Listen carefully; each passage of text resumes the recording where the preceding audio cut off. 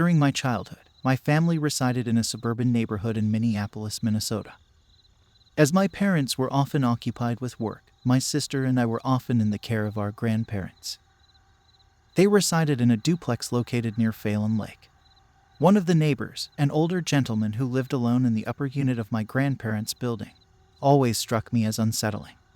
He would frequently be observed peering out from the large windows adjacent to his front door, and his habit of keeping the lights within his dwelling consistently off gave it a creepy atmosphere. He had no apparent family or social connections, and his interactions with my grandparents were infrequent and curt. We were not affected by it, as he was a peaceful neighbor who did not cause any disturbance. One evening my parents left my brother and I in the care of my grandparents for the weekend, as they had to attend to work-related matters out of town. Despite the inconvenience, we were delighted to spend time with my grandparents because they held a special place in our hearts.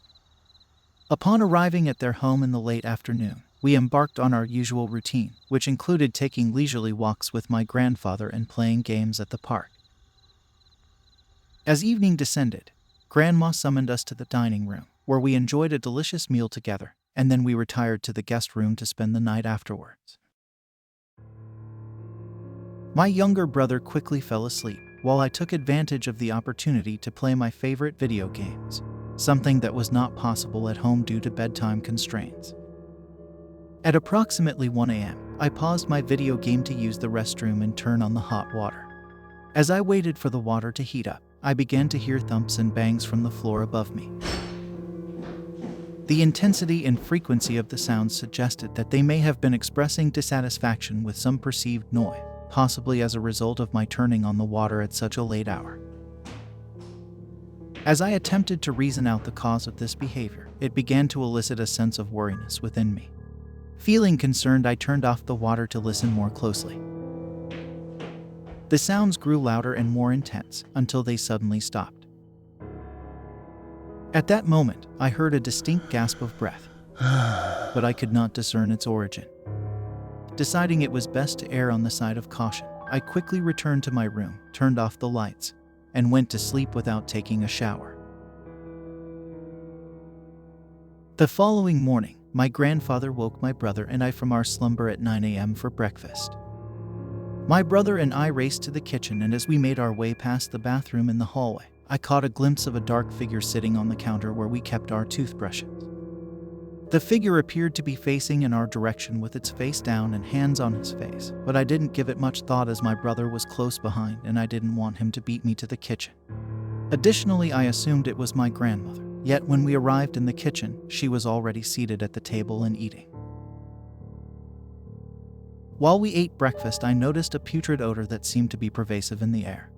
I mentioned it to my grandparents, but they were unable to detect any such smell. They had burned incense earlier that morning for good luck, and the odor of the incense dominated the house. Despite the foul smell's persistence, no one seemed to take notice, and I eventually shrugged it off and went about my day as usual. Later that evening, my grandparents informed us that they needed to run to the store to purchase some groceries for the household. They promised to bring back chocolate for us as a reward for good behavior. My brother and I excitedly agreed, and they left for the store. As I sat in the living room playing games with my brother, the only source of light in the room came from the television screen. I began to feel anxious. It seemed as though someone else was present in the room with us. I looked around the room, and although I saw nothing out of the ordinary, the feeling persisted, and my mind started to race, imagining different scenarios of what could be causing this feeling. I looked around the room, scanning every corner, but nothing seemed out of the ordinary. I even got up and checked the windows and doors to see if anyone was lurking outside, but everything was locked and secure. Despite all my efforts, the feeling persisted and I couldn't help but feel like there was an unseen presence in the room. We played games, and after a while, my brother felt tired and went to the bedroom while I was still there in the living room. As I sat in the living room engrossed in the video game, I heard a knock on the front door. Glancing at my grandfather's vintage clock on the wall, I saw that it was 8 p.m. and assumed it was my grandparents returning from the store. I made my way to the door, and as I began to approach, the knocking suddenly stopped. I called out to see who was there, but there was no response. Remembering the lesson to never open the door for strangers, I shrugged it off and returned to the living room. However, the knocking resumed, and this time it was louder and more consistent than before. I rushed to open the door and flung it open, expecting to find my grandparents, but there was no one there aside from an empty staircase.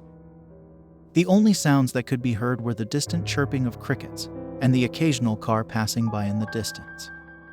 The cold, biting wind rushed into the room, hitting my face and sending chills down my spine. The sudden rush of cold air felt like a slap in the face, and I couldn't help but shiver. I closed the door hard. The loud thud echoed through the hallway. The sound of the door closing was like a barrier, separating me from the eerie feeling that I had experienced earlier. As I walked back to the living room, I heard a sound that made my blood run cold. It was someone crying and sniffling. Thinking it was my brother in the house, I ran to my brother's room, but as I passed the bathroom by the hallway, I saw someone sitting on the toilet crying. I remembered that it was only my brother and I in the house, and he did not have my brother's appearance. I shook off the feeling and quickly ran to my brother's room. The crying persisted, and it seemed to follow me as I ran. I could hear the crying getting louder. It seemed as though whoever was crying walked from the bathroom to the living room and then back to the bathroom. I was terrified and pulled the covers tight over my head, trying to shut out the sound, when I remembered that I had forgot to close the door when I ran to the room. So now the bedroom door now stood open, revealing the dark expanse of the hallway beyond. The mere thought of a ghost looming in the shadows, sniffing and staring at us, was overwhelming. The sobbing slowly grew louder and seemed to be getting closer, until it seemed like the sound was right outside the room. I was shaking with fear and worried that my younger brother would wake up, panicking at the sound of the crying. I was unable to sleep and lay awake listening to the cry until it finally dissipated. As I lay in bed, I heard the familiar jingling of keys, indicating that my grandparents had returned home. The opening of the front door did little to ease my state of fear, and I remained still, unable to move. My grandparents immediately questioned the darkness in the house, but I was too scared to respond. I could only muster the energy to run to my grandfather and cling to him when he approached me. My grandmother, noticing my sweat-covered state, asked for an explanation of what had occurred. Through sobs and tears, I relayed the events of the night, including the incessant knocking, the eerie crying, and the overwhelming stench. My grandpa comforted me with hugs and kisses and apologized for leaving us alone.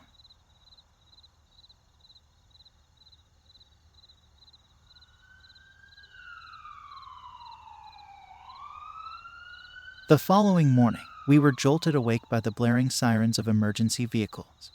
Roused from my slumber, my brother and I made our way to the front door to investigate the commotion outside. We were greeted with the sight of paramedics carrying out a body from the upper unit of the duplex, where our unsettling neighbor lived. Though we were unable to get close enough to see, my grandmother had a conversation with the building owner, who revealed that the man had failed to pay his rent for 3 consecutive days. The owner, sensing something was wrong, had gone to the man's apartment and noticed the putrid odor emanating from within, prompting him to call the police for a welfare check. The paramedics reported that the man had died from a fall. It was believed that he had suffered a mini heart attack, which caused him to hit his head on the edge of his bed frame as he collapsed to the floor. The paramedics also noted that his hands and feet were bruised, leading them to suspect that he had been struggling to breathe and had simultaneously stomped and elbowed the floor in distress. After a few days, as the reality of the situation began to set in, my grandparents felt compelled to call a priest to perform a blessing on their home. They believed that the spirit of the old man who had died upstairs needed to be addressed in order for the house to be free of any lingering negative energy.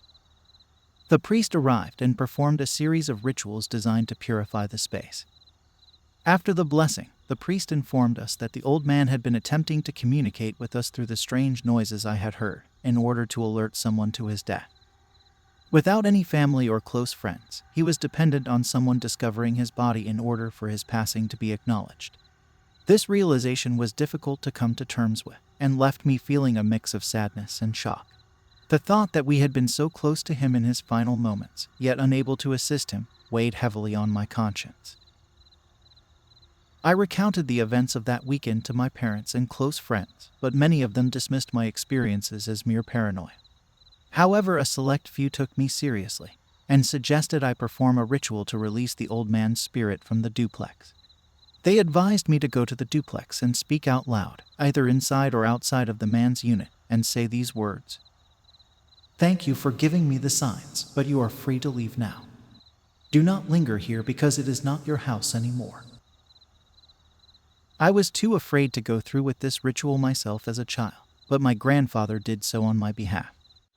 Interestingly, my grandparents reported no further occurrences after the ritual, but subsequent tenants of the duplex have reportedly seen the old man's ghost once a year around the anniversary of his death. The new tenants, let's call them Sam and his brother's wife, were aware of the previous tenants passing upon moving into the duplex, but it did not deter them as the rent was more affordable than other options.